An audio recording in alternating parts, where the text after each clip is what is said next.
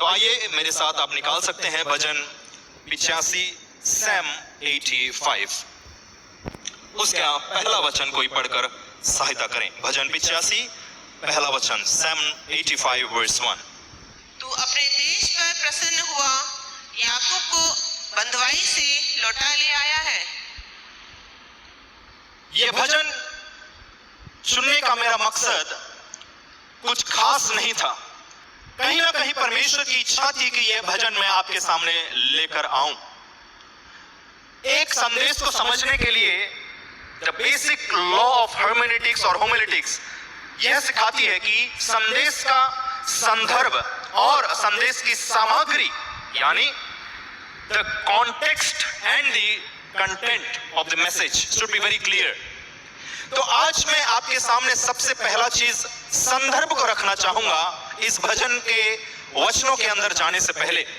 अगर आप इस भजन के शीर्षक को देखेंगे, यहां लिखा गया है for the director of music of the sons of Korah a psalm. इसकी ऑथरशिप और सेटिंग यानी इसकी लेखकपन या इसकी जो प्रणाली है उसके बारे में अगर आप सोचें तो कोहरा के जो पुत्र थे उन्होंने लिखा है करके यहां पे लिखा गया है। अब प्रश्न ये उठता है कि कोहरा के पुत्र थे तो कोरा कौन था? Who was कोरा? अधिकतर लोग जानते ही हैं, फिर भी मैं आपको स्मरण दिलाना चाहूंगा। अगर आप गिनतियों की पुस्तक उसका 16 अध्याय पढ़ेंगे आपको स्पष्ट रूप में वहां पता चलेगा कि कोहरा एक कोहाताइट क्लैन से जो लेवी का पुत्र या परपोता था वहां पे दर्ज किया गया है। इसका मतलब लेवी का परपोता का नाम था कोहरा। और ये जो कोहरा था विशेष तौर पे इसीलिए माना जाता है कि जब मूसा हारून नेतृत्व कर रहे थे इस्राएली लोगों की, यह एक दिन उठकर खड़ा होता है और कोहरा के साथ साथ 250 लोगों को, इस्राएली लोगों को चुनता है। और वचन में लिखा गया है कि ये जो 250 लोग में से थे इस्राएली के जाने माने लोग थे जो अगुवाई में थे, उन लोगों को चुनकर वो मूसा और हारून के खिलाफ बलवा करने आता है। वो ये कहता है क्या सिर्फ मूसा और हारून पवित्र लोग हैं? क्या सिर्फ मूसा और हारून ही नेतृत्व करेंगे? हम भी पवित्र हैं, हम भी लेवी गोत्र के हैं, हम भी क्या करेंगे? अब मूसा के समान अगुवाई करेंगे। फिर मूसा कहता है, जवाब में यह कहता है कि मैं अगुवा अपने हिसाब से नहीं बना हूं। अगर मुझे कोई अगुवाई करने का मौका दिया है तो वो परमेश्वर ने दिया है। उसको साबित करने के लिए वो कहता है अगले दिन तुम तैयार रहना, तुम अपने आंखों से देखोगे किसको परमेश्वर ने नियुक्त किया है और कौन अपनी नियुक्ति से सेवक बनता है। परमेश्वर कोहरा और जो 250 लोग थे इतने क्रोधित हो जाते हैं। ये 250 लोग में दातान का नाम भी आता है, अबीराम का नाम भी आता है जो माने जाने अगुवे थे। इतने क्रोधित हो जाते हैं, परमेश्वर ये कहते हैं कि अगले दिन इस्राएली लोगों को यह आज्ञा देना कि कोरा ना कोरा के या ना दातान के ना अबीराम के कोई भी चीजों को या लोगों के साथ नहीं खड़े रहना या छूना भी नहीं उनको। अपने आप को उनसे दूर करो क्योंकि मेरा क्रोध उनके ऊपर भड़कने वाला है। बाइबल में एकमात्र घटना दर्ज किया गया है गिनतियों का पुस्तक 16 अध्याय में, जब परमेश्वर की क्रोध उनके विरुद्ध में भड़का तो वहां पे लिखा है कोरा और 250 लोग जिंदा अधोलोक में चले गए। वहां पे लिखा है the earth opened up its mouth and swallowed them alive. अधोलोक में जीवित चले गए। क्यों? क्योंकि उन्होंने जो परमेश्वर की नियुक्ति के द्वारा चुना गया एक दास था उसके खिलाफ बलवा करने की कोशिश मात्र किए। बलवा नहीं किया, कोशिश किया बस। आज जब वरिष्ठ पासवान कह रहे थे इसका फाउंडेशन मुझे मिल गया। आज कलीसिया में अनेक लोग अपने आप को अगुवे मानते हैं। अगर मैं अच्छा गीत गाता हूं तो गीत गाने वाला अगुवा मैं बन जाऊंगा। अगर मुझे पासवान ने 5 मिनट संदेश देने के लिए बोला और 4-5 लोग ने मेरी तारीफ कर दी तो मैं अपने आप को क्या मानने लगूंगा? पासवान तो कुछ भी नहीं है। मैं अपने आप को क्या करूंगा? पासवान घोषित कर दूंगा। अनेक ऐसे लोग हैं आज कलीसिया में जब पासवान का कोई और काम आता है तो अपने लोगों को देने के लिए भी डर लगता है कलीसिया को, क्योंकि आज कलीसिया में बहुत सारे चोर घुसपैठियां आ चुके हैं जो कलीसिया का जो शांति है उसका भंग करने की कोशिश में लगे रहते हैं। इसीलिए यहां पे कोरह का नमूना आपके सामने लेकर मैं संदर्भ को क्लियर करना चाहता हूं कि कोरह जो था वो बलवा करने वाला व्यक्ति था। परमेश्वर के दास के खिलाफ उसने बलवा किया, आवाज उठाया और अगले दिन ही उसने ऐसा घातक चोट अपने जीवन में खाई कि उसके बाद से कोरह का कहीं भी जिक्र नहीं किया जाता है। परंतु दिलचस्प बात यह है, there is an interesting point to be noted। अगर आप गिनतियों की पुस्तक उसका 26वां अध्याय 11 वचन पढ़ेंगे, कोई पढ़कर सहायता करें। गिनतियों का पुस्तक उसका 26वां अध्याय 11 पद। परंतु जी, कोरह के पुत्र नहीं मरे थे। परंतु कोरह के पुत्र तो नहीं मरे थे।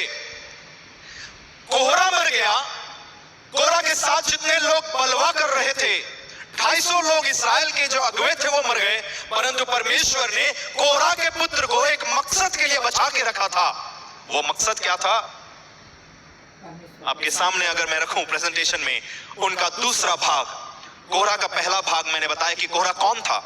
कोरह के जो पुत्र थे उनका भाग ये था, परमेश्वर ने उनको इसीलिए बचा के रखा था क्योंकि दाऊद के जीवन में अगर आप देखेंगे, दाऊद की एक बड़ी इच्छा होती है कि मैं देवदारू से बने घर में रहता हूं, महल में रहता हूं, और परमेश्वर की जो तंबू है वो कपड़ों से बना हुआ एक मंदिर में या एक मेल मिलाप के तंबू में रहती है। तो क्यों ना मैं अपने भवन से बढ़कर परमेश्वर के मंदिर के लिए कुछ करूं। और दाऊद को परमेश्वर मना करता है कि तू मंदिर नहीं बनाएगा, परंतु तेरे बाद जो जनेगा सुलेमान वो मेरे लिए मंदिर बनाएगा। और जब आप देखें दूसरा इतिहास का 7वां अध्याय में मंदिर का काम पूरा हो जाता है और वहां पे लिखा गया है, पहला इतिहास का 6वां अध्याय 31 से 38, 9 का 19 में लिखा गया है, जो कोरह बलवा करके मर गया था, जो जिनके पुत्र परमेश्वर ने बचा के रखे थे, वह पुत्र अब मंदिर के मुख्य गीत गाने वाले बन गए। इसीलिए परमेश्वर ने कोरह के पुत्र को या पुत्रों को बचा के रखा था। संदर्भ आपके सामने, कोरह बलवा किया और इसीलिए उसने परमेश्वर का क्रोध को देखा, परंतु कोरह के जो पुत्र थे उनको परमेश्वर ने बचा के रखा। और अब हमारे संदर्भ में जब मंदिर का निर्माण होता है तो कोरह के पुत्र अब गीत गाने वाले या चीफ म्यूजिशियंस और gatekeepers of the century बन गए। अब हम आते हैं हमारा भजन जो है। हमारा भजन को मैंने 3 भागों में बांटा है। सरल तरीके से हमें समझने के लिए मैंने 3 भागों में बांटा है। फर्स्ट वाला जो है, पहला भाग पास्ट रिमाइंडर्स, दूसरा वाला है प्रेजेंट रिक्वेस्ट और तीसरा वाला है फ्यूचर प्रॉमिस। पहला पास्ट रिमाइंडर्स, पहला वचन से लेकर तीसरा पद तक। दूसरा प्रेजेंट रिक्वेस्ट या पिटिशंस जो है versus from 4 to 7, and the third part is या तीसरा भाग जो है द फ्यूचर प्रॉमिस 8 से 13 वचन तक। अगर आप पहला वचन को पढ़ेंगे तो आपको दिखता है कि कोरह के पुत्र इस्राएली लोगों के बिहाफ में हेतु में लिखते हुए कहते हैं, हे यहोवा तू अपने देश पर प्रसन्न हुआ, याकूब को बंधुआई से लौटा ले आया। पहला वचन हमें यह बताती है कि वह कुछ चीजों को स्मरण करते हुए परमेश्वर का धन्यवाद कर रहे हैं, परंतु चौथा वचन अगर आप पढ़ेंगे तो कहता है, हे हमारे उद्धारकर्ता परमेश्वर, हमको फेर और अपना क्रोध हम पर से दूर कर। यहां दोनों वचनों को जब आप देखेंगे, पहला वचन में धन्यवाद का एक विषय है, चौथा वचन में आते आते वो कहता है हमें फेर, जिसका मतलब यह है कि इस भजन में एक विरोधाभास को देखने को मिलता है। एक थियोलॉजिकल टेंशन है यहां पर, एक धर्म वैज्ञानिक संघर्ष है। वो क्या है? कोरह के पुत्र का जो संदर्भ है आपको मैं इस भजन का संदर्भ मैं आपको समझाने की प्रयास करूंगा। जब ये भजन कोरा के पुत्र लिख रहे थे, लाल सर ने अपने प्रचार में एक गाड़ी का नाम इस्तेमाल किया था, ज़ेन। अभी तो देखने को मिलता नहीं है, ZEN। और हमारे बाइबल कॉलेज में इसी के ऊपर हम अध्ययन कर रहे हैं नहम्याह के पुस्तक में। तो Z से जेरुब्बाबेल, E से एज्रा और N से नहमायाह उन्होंने हमें याद रखने के लिए यह सरल तरीका बताया। और आज जो भजन हम पढ़ रहे हैं वो उन्हीं से जुड़ा हुआ है। यह भजन एक पुनः स्थापना का भजन है। यहां जब ये लोग लिख रहे थे तो संदर्भ ये है कि परमेश्वर उन्हें अपने देश लौटा कर लेकर आ रहे हैं। तो ऐतिहासिक पृष्ठभूमि को देखें इस भजन का, तो जब ये लोग भजन को लिख रहे थे तो ये अपने आप को एक ऐसी स्थिति में पाते हैं जहां कुछ काम हुआ है परंतु वो काम पूरा नहीं हुआ है। इंग्लिश में यह लिखा गया है ऑलरेडी बट नॉट येट, जिसका अर्थ ये है कि कुछ काम तो हुआ है परंतु वो काम संपूर्ण रीति से पूरा नहीं हुआ है।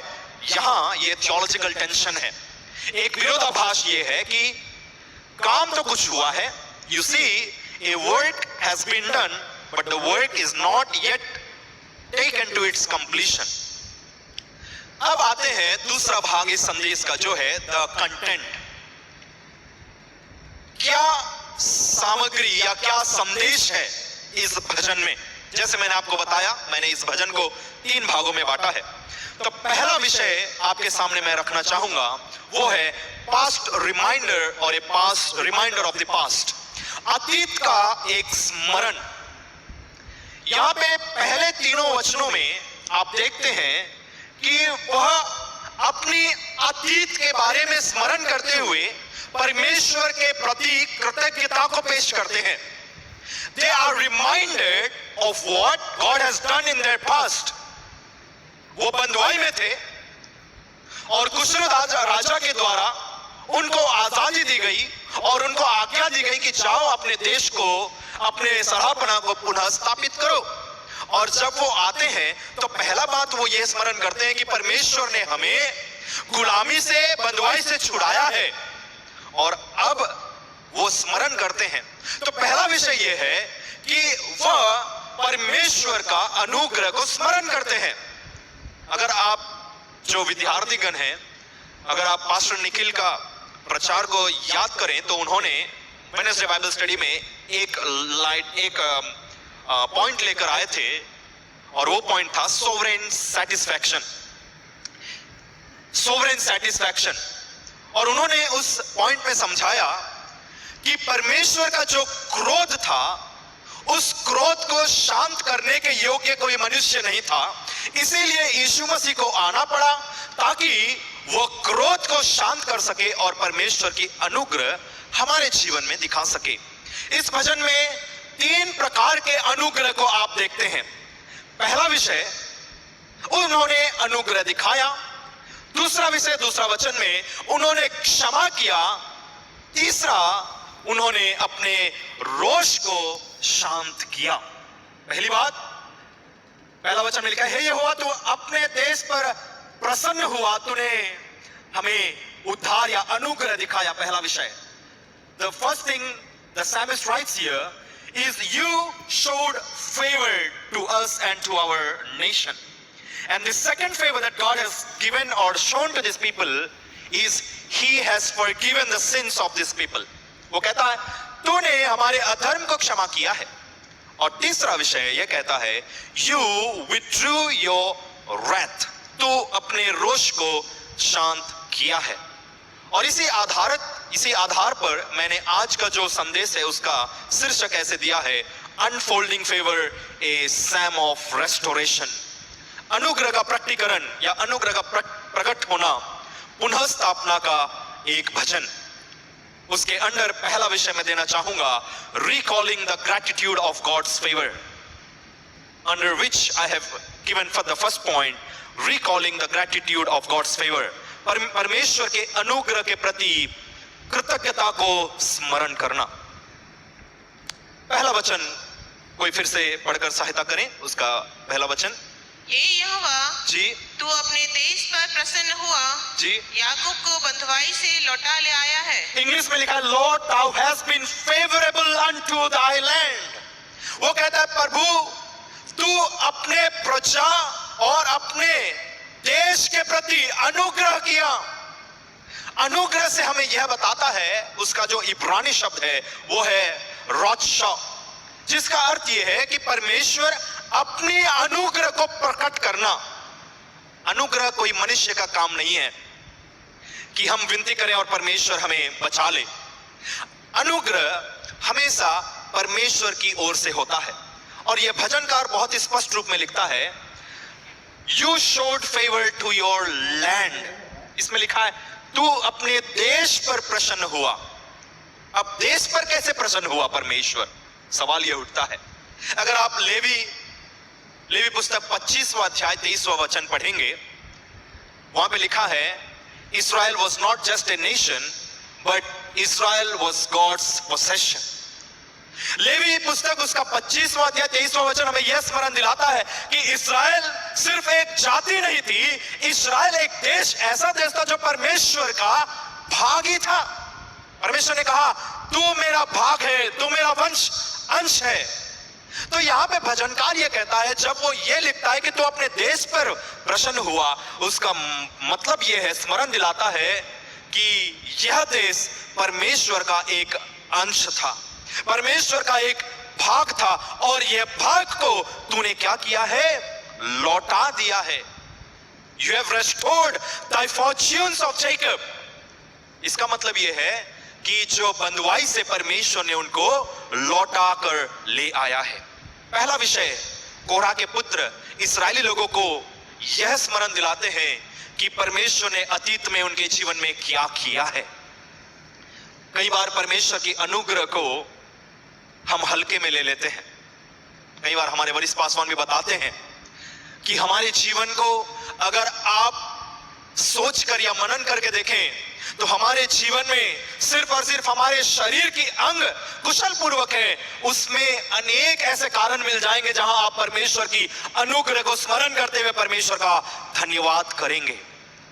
इसीलिए भजन 136 में लगभग 26 वचन में 26 कारण भजनकार देता है, जहां यह कहता हुआ है उसकी करुणा सदा की है, उसकी करुणा सदा की है। 26 वचन में हर वचन में लिखा है उसकी करुणा सदा की है।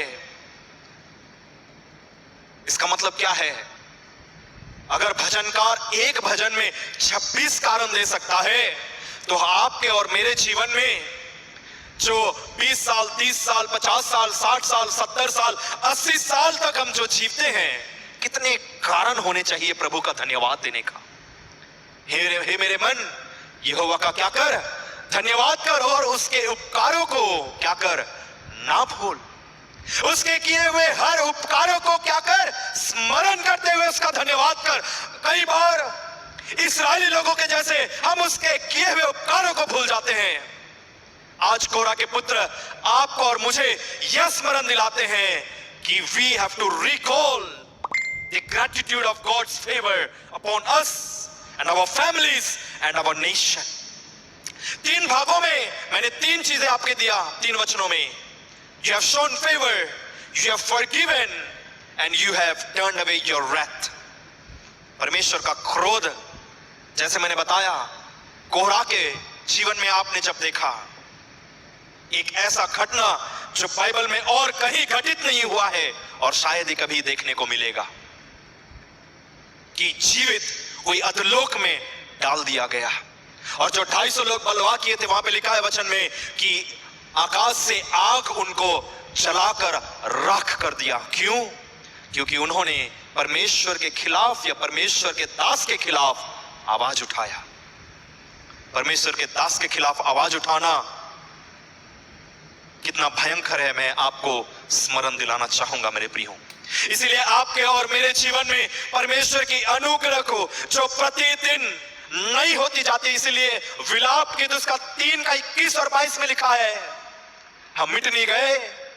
बताइए, हम मिट नहीं गए क्योंकि ये तेरी महाकरुणा का फल है जो हर भोर नहीं होती जाती है।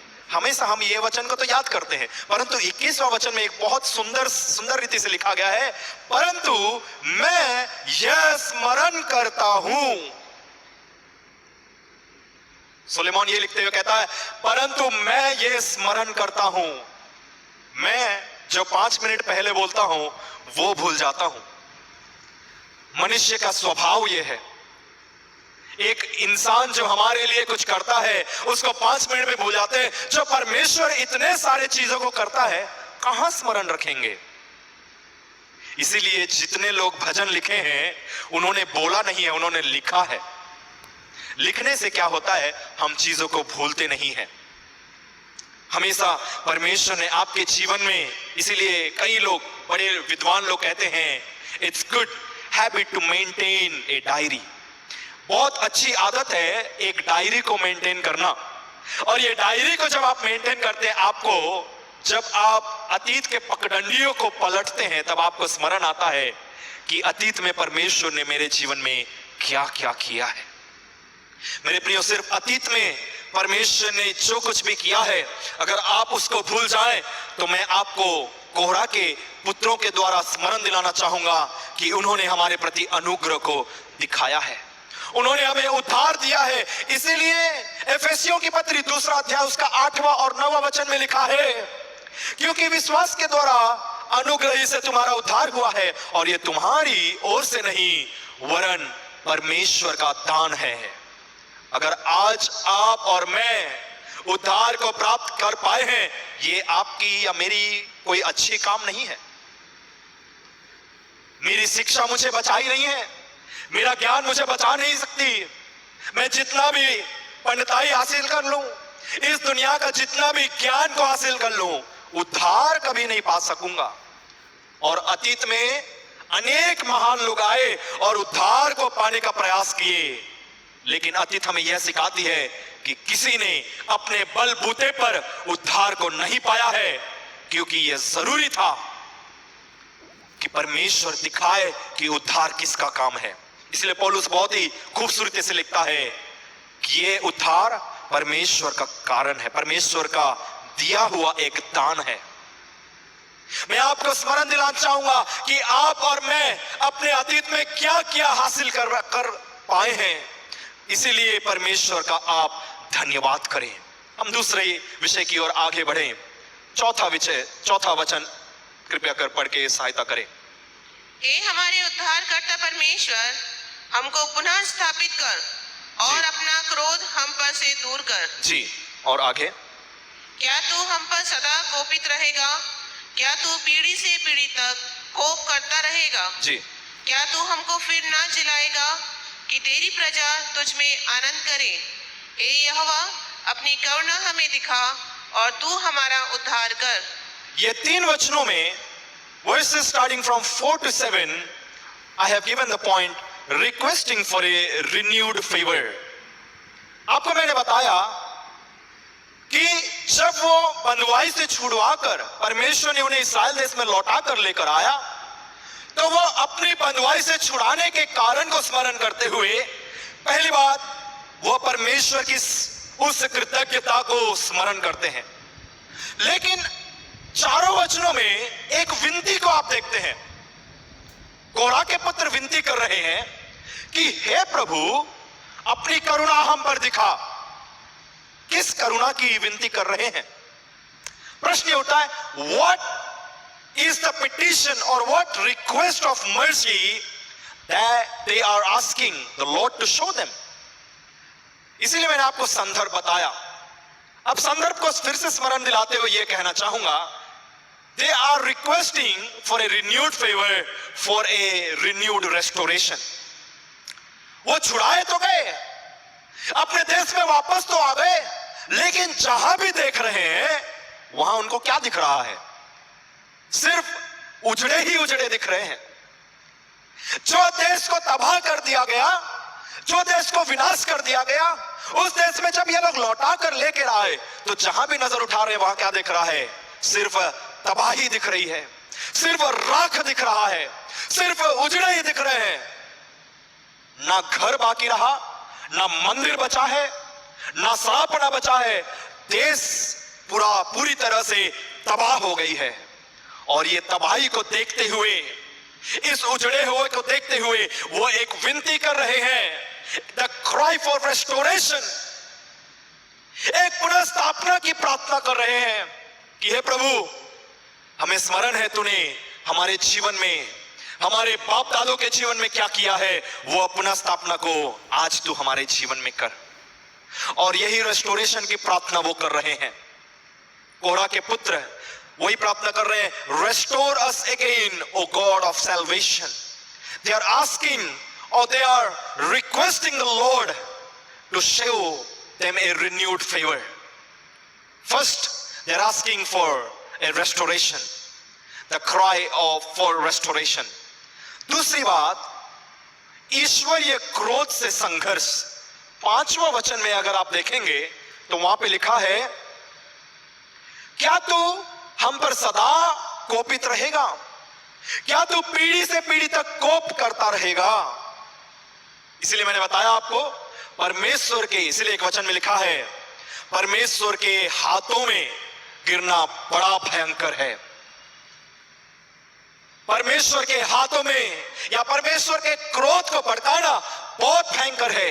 यह क्रोध को देखा है इस्राएली लोगों ने।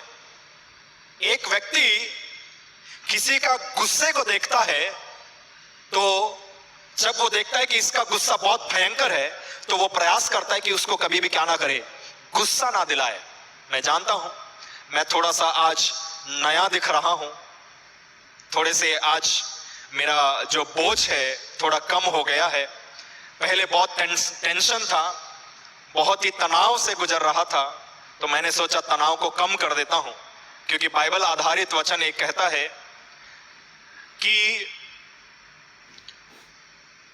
खेत पक चुके हैं,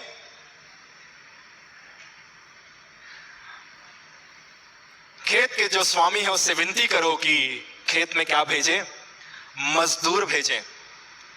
In Matthew it is written, the harvest is ready to be cut and we need laborers. तो मैंने सोचा कि मेरा खेत भी पक रहा है। पक रहा है मतलब वाइट हो रहे हैं बाल, और बाल भी झड़ रहे थे, तो मैंने अपना टेंशन को ही दूर कर दिया। जैसे आज मैं आपको अलग दिख रहा हूं, वैसे ही इस्राएली लोग कुछ अलग चाहते थे परमेश्वर से। जैसे आज मैं कुछ अनोखा दिख रहा हूं, अलग दिख रहा हूं, इस्राएली लोग परमेश्वर से यह विनती कर रहे हैं, हे प्रभु, हमने आपको, आपके क्रोध को देख रखा है, आपके गुस्से को देख रखा है, आपके रोष को देख रखा है। क्या तू हमेशा हमेशा हम पर गुस्सा ही करता रहेगा? कब तक क्रोधित रहेगा? वो विनती क्यों कर रहे हैं? असल में क्रोधित क्यों हुआ परमेश्वर इस्राएली लोगों के लिए प्रति? क्योंकि इस्राएली लोग हमारे जैसे हैं, ठीक हमारे जैसे। वरिष्ठ पासवान आज कुछ हमें बताते हैं और हम क्या करते हैं, कल उसको भूल जाते हैं। और हमारे कॉलेज के जो विद्यार्थी इसमें बहुत माहिर हैं। जब जयंत सर कुछ इंस्ट्रक्शन देते हैं और अगले दिन ही विद्यार्थी क्या करते हैं, उसको भूल जाते हैं। तो इस्राएली लोग भी ठीक इसी तरह थे। परमेश्वर उनको कुछ कहने के लिए बोलता था और वो कुछ ही दिनों में भूल जाते थे। अपने ईश्वर को छोड़कर, यहोवा को छोड़कर अन्य देवताओं की पूजा करने लगते थे। और फिर परमेश्वर उनको स्मरण दिलाना पड़ता था परमेश्वर को कि अभी भी मैं जिंदा हूं, अभी भी मैं वही परमेश्वर हूं। फिर उनको क्या करता था, परमेश्वर दंड दिलाता था, किसी और देश में गुलामी के तौर पे भेज देता था। और यह गुलामी परमेश्वर का क्रोध था, और यह क्रोध से बचने का विनती कर रहे हैं। वो ये कह रहे हैं कि हम आपके क्रोध को देख लिया है प्रभु, कब तक आप हमारे प्रति गुस्सा रहेंगे, कब तक आप क्रोधित बने रहेंगे? अब हम पर तो क्या कर, अनुग्रह कर। They are asking for a restoration, the restoration of the cry of restoration. वो विनती कर रहे हैं। मेरे प्रियो, परमेश्वर का वचन में लिखा है, पिसे हुए लोगों का प्रार्थना परमेश्वर क्या करता है, सुनता है। और मैं थोड़े ही समय में जो तीसरा विषय है उसको आपके सामने रखना चाहूंगा। पिसे हुए लोगों का प्रार्थना या टूटे हुए मन के लोगों का प्रार्थना परमेश्वर सुनता है। इसीलिए मसीह जीवन में समस्या आना उतना ही जरूरी है जितना आनंद और आशीष को आना। हम जब आनंद और आशीष को महसूस करते हैं हम परमेश्वर को कई बार भूल जाते हैं। इसीलिए कई बार परमेश्वर इस्राएली लोगों के जीवन में जो समस्याओं को दिया है उन समस्याओं से मिलता जुलता समस्या हमारे जीवन में देता है ताकि हम परमेश्वर को कभी भी ना भूलें। इसीलिए एक लाइन हमें सवरिस पासवान कहते हैं, मसीह लोग अपनी बुनियादी चीजों पर लौटना बहुत जरूरी है। हमने अपने अस्तित्व को खो दिया है। मसीह लोगों ने अपने नींव को खो लिया है। मसीह लोगों ने अपनी मूलभूत बातों को खो दिया है। अगर मैं कहूं मसीह लोग, जब मैं या कोई अपने आप को मसीह कहता है मेरा दिमाग में पहला सवाल यह आता है, क्या वो सच कह रहा है? क्या सच में वो एक मसीह है? क्या सच में वो अपने आप को मसीह कहलाने का योग्य है? कितने प्रतिशत मसीह लोग मसीह के सिखाए हुए शिक्षा पर चलते हैं? मुझे तो लगता भी नहीं है कि 20% भी होंगे। कई बार तो मैं देखता हूं, हमारी कलीसिया का बात नहीं कर रहा, मैं अनेक कलीसियाओं में जब मैं जाता हूं तो मैं देखता हूं आज कलीसिया की स्थिति इतनी गंभीर हो गई है कि अन्य जाति लोगों का भक्ति हमसे ज्यादा है। कलीसिया में आकर हम क्या करते हैं? परमेश्वर की स्तुति नहीं, कोई और चीज को लेकर बैठ जाते हैं। मेरे प्रिय, कलीसिया में एक पुनः जागृति होना जरूरी है। The churches of India and the world needs an immediate restoration. क्या है वो restoration? To understand that we have lost the foundations of the Bible. हमने उन मूलभूत बातों को खो दिया है। हमने वो शिक्षाओं को खो दिया है जो प्रेरितों ने अपने जान देकर, अपने जान गंवाकर हमारे हाथों में दिया है। वो मूलभूत बातों को हम क्या कर दिए हैं? खो दिए हैं। मैं परमेश्वर का धन्यवाद देता हूं कि एक ऐसी कलीसिया में अपने आप को पाता हूं जो सिद्धांतों के ऊपर गौर फरमाता है, जो सिद्धांतों के ऊपर जोर देता है, ना कि कथा कहानियों पर। आज लोगों को बनाकर रखने के लिए, लोगों का आकर्षण को बना के रखने के लिए, लोगों को खींचने के लिए कथा कहानियां सुनाया जा रहा है। कहां पर? कलीसियाओं में। वचन पूछे पासवान को नहीं पता, यिर्मयाह कौन है नहीं पता, प्रभु मेरा चरवाहा है कहां है नहीं पता, लेकिन अलेक्जेंडर द ग्रेट के बारे में बताएंगे, टाइटैनिक के बारे में बताएंगे। इसीलिए इस भजन के 4वां वचन से 7वां वचन तक हमें यह स्मरण दिलाता है कि कलीसिया एक रेस्टोरेशन की विनती करना बहुत आवश्यकता है। प्रार्थना करें, विनती करें कि प्रभु जो चीजें मैंने अपने जीवन से खोया है, the things that I've lost during this journey of life will be restored unto me again. The foundations of life, the foundations of the scriptures will be restored to me, that I will justify the definition of being called a Christian. If you cannot justify, don't call, let's not call ourselves Christian. अगर आप अपने आप को मसीह कहलाने के योग्य नहीं हो तो ना कहलाओ मसीह, मत बुलाओ अपने आप को मसीह जब तक आपको नहीं लगता मैं ठीक परमेश्वर के वचन जो सिखाती है उसके ऊपर चलता हूं।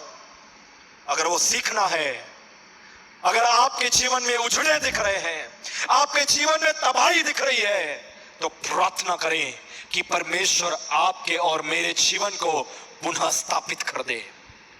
Ask for a restoration, ask for a renewed favor of the Lord to rebuild and restore the lost foundations of our life. तीसरा विषय आपके सामने रखकर मैं समाप्त करना चाहूंगा, वो है रिसीविंग द फ्यूचर फेवर। 8वां वचन कोई पढ़कर सहायता करें। मैं कान लगाए रहूंगा कि परमेश्वर यहोवा क्या कहता है। वह तो अपनी प्रजा से जो उसके भक्त है शांति की बातें कहेगा। देखिए जी, धन्यवाद। कोरा का पुत्र पहला लाइन या 8वां वचन का पहला लाइन यह कहता है कि मैं क्या लगाए रहूंगा, मैं क्या लगाए रहूंगा, मैं कान लगाए रहूंगा। वो ये कहता है कि जो आने वाली आशीषें हैं, आने वाली अनुग्रह है, आने वाली जो दया है, उसके प्रति मैं इंतजार करूंगा। कान लगाए रखना मतलब वो होता है waiting for someone to say something. That means I am giving my ear to someone. That demonstrates patience. कान लगाए रखने का मतलब यह है धीरज बनाए रखना।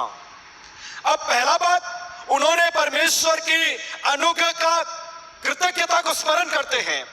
दूसरी बात, वो विनती करते हैं कि परमेश्वर उन्हें पुनः स्थापित करे। तीसरी बात, वो क्या कर रहे हैं, वो स्वीकार करने के लिए तैयार हो रहे हैं, अपने आप को तैयार कर रहे हैं कि परमेश्वर जो विनती मैंने किया है उस विनती को मेरे जीवन में दिखाने वाला है। इसीलिए याकूब में लिखा गया है, जब आप कोई चीज को लेकर प्रार्थना करें तो क्या करें, विश्वास करें कि परमेश्वर ने वो प्रार्थना का उत्तर दे चुका है।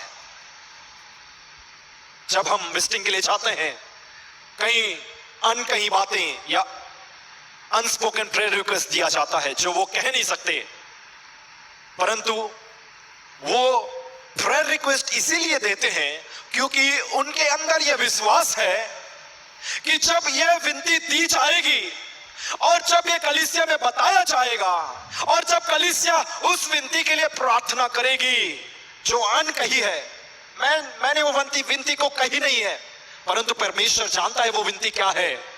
इसका मतलब वो विश्वास करता है वो व्यक्ति कि अगर मैं इस प्रार्थना निवेदन को दूंगा तो लोग जब प्रार्थना करेंगे तो परमेश्वर उस प्रार्थना का जवाब देगा। और हमने देखा है परमेश्वर क्या किया है, परमेश्वर क्या कर रहा है और परमेश्वर क्या करेगा। आने वाली या आगामी अनुग्रह का प्राप्ति करना आसान नहीं होता। Believing is not confirming something. Faith, believe अलग अलग शब्द है, भरोसा, विश्वास अलग अलग शब्द है। विश्वास करना यह सिखाता है हमें कि आपके जीवन में कोई भी संकोच, कोई भी संदेह नहीं है जब आप परमेश्वर की उपस्थिति में आके विनती करते हैं। जब मैं कोई चीज को लेकर आता हूं, चाहे वो बड़ी चीज हो, छोटी चीज हो, परवाह नहीं पड़ता। क्या परवाह पड़ता है कि मैं किसके सामने रख रहा हूं। अगर मेरा परमेश्वर बड़ा परमेश्वर है तो इससे परवाह नहीं पड़ता कि मेरी विनती कितनी बड़ी है। मैं जानता हूं कि वह सक्षम है कि मेरी कोई भी विनती का वो क्या कर सकता है, जवाब दे सकता है। जी, उसका आगे पढ़ें, 8वां वचन, 9वां वचन पढ़ें। निश्चय उसके डरवैयों के उद्धार का समय निकट है। निश्चय उसके डरवैयों का उद्धार का समय निकट है। निश्चय, कोरा के पुत्र यह नहीं कहता है कि हो सकता है, वो कहता है surely his salvation is nigh to them। वो एक विश्वास के साथ स्वीकार करता है कि अब उद्धार प्रकट होने ही वाला है। निश्चय परमेश्वर मुझे बचाएगा, निश्चय परमेश्वर मुझे शांति देगा। निश्चय अय्यूब कहता है अंत में वो उद्धार करता मुझे क्या करेगा, छुड़ाएगा। वो निश्चित रूप से विश्वास कहता है, I know my Redeemer lives। With so much confidence, with so much faith in the Lord, Job says, I know my Redeemer lives। मेरा छुड़ाने वाला क्या है, जिंदा है, वो मरा नहीं है, वो मरे हुए में से जीवित हुआ परमेश्वर है। वो आज, कल और युगानुयुग एक जैसा परमेश्वर है। मैं एक मरा परमेश्वर का आराधना नहीं करता। अगर मैं परमेश्वर के सामने कुछ विनती को रखता हूं, मैं विश्वास करता हूं निश्चित वो मेरी विनती को सुनता है। बोले हालेलुया। इसीलिए शनिवार की प्रार्थना में अपने आप को लेकर आए, इसीलिए मध्यस्थी करना जरूरी है, इसीलिए प्रार्थना करना जरूरी है कि परमेश्वर हमारे जीवन में अपनी विश्वास योग्यता को दिखा सके, दिखाए। तो आप और मुझे एक विश्वास होना जरूरी है। वो कहता है मैं कान लगाए इंतजार करूंगा, क्योंकि मैं जानता हूं निश्चय वो मेरी प्रार्थना सुनेगा। जी 10वां वचन पढ़े। करुणा और सच्चाई आपस में मिल गई है, जी धर्म और मेल ने आपस में चुंबन किया है। बहुत ही खूबसूरत वचन। Mercy and truth are met together. Righteousness and peace have kissed each other. क्या ही खूबसूरती से कोरा के पुत्र ने इस भजन को लिखा है। क्या आप नहीं चाहते कि आप अपने आप को एक ऐसी स्थिति में पाएं जहां आप अपने व्यक्तिगत जीवन से ये गवाही दे सकें कि प्रभु की करुणा और सच्चाई मेरे जीवन में एक साथ मैंने देखा है।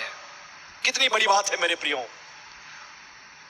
Don't you want to witness? Don't you want to testify that through your personal experience you have seen mercy and truth meeting each other? बहुत ही रेयर है। अगर आप विश्वास योग्य हैं, आपका भरोसा परमेश्वर के प्रति है, तो करुणा भलाई सदा एक साथ चलेगी आप और मेरे जीवन में। यह एक चिन्ह है असली मसीह होने के। अगर आपके जीवन में करुणा और भलाई को निरंतर आपके साथ बना रखना चाहते हैं, भरोसा के साथ प्रार्थना करें, उसके प्रति विश्वास योग्य बने रहें। और दूसरा वचन में लिखा है, उसका दूसरा भाग में लिखा है, धर्म और मेल ने आपस में चुंबन किया है। Righteousness and peace have kissed each other. 4 चीजें एक साथ वो अपने जीवन में देखता है। वो कहता है शांति और करुणा और सच्चाई और धर्म और मेल मैं देखने वाला हूं। क्या आप अपने आप को एक ऐसी स्थिति में नहीं पाया जाते, रखना नहीं चाहते, जहां सच्चाई परमेश्वर का आप देख पाए, जहां परमेश्वर का धर्म आप देख पाए, धार्मिकता को देख पाए, जहां परमेश्वर की शांति को देख पाए, जहां परमेश्वर की करुणा को देख पाए।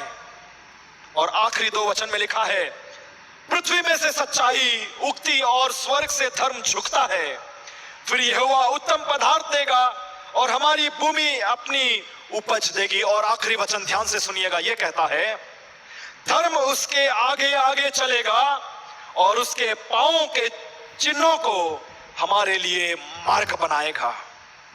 Righteousness shall go before him and shall set us in the way of his steps. वो निश्चित रूप से कहता है। There is a reminder for all of us today by the sons of Korah. कोरा के पुत्रों के द्वारा आज हमारे लिए स्मरण यह है इस भजन से कि अतीत के आशीषों को ना भूलें, अपने वर्तमान के विनतियों को विश्वास के द्वारा परमेश्वर के सामने रखें और आपके आने वाली अनुग्रह, धार्मिकता, सच्चाई, करुणा को आलिंगन करें। अगर आपके जीवन में कोई चीज सही नहीं चल रही है, मैं आपको स्मरण दिलाना चाहूंगा कि इस्राएली लोगों के जीवन में भी कोई चीज सही नहीं थी जब ये भजन लिख रहे थे। जहां कहीं भी वो नजर उठाकर देख रहे थे, सिर्फ उजड़े ही उजड़े थे। फिर भी वो धन्यवाद कहता है, फिर भी वो विनती करता है, फिर भी वो विश्वास करता है कि आने वाली करुणा जो चली गई है उससे कई गुना होगी। हालेलुया। आपके और मेरे जीवन में जो अनुग्रह आपने और मैंने अनुभव किया है, वो आने वाली करुणा उससे बढ़कर होने वाली हो, तो आप और मैं बड़ी विश्वास के साथ विनती करते रहें। परमेश्वर इस वचन के द्वारा हम सभी को आशीष देने पाए।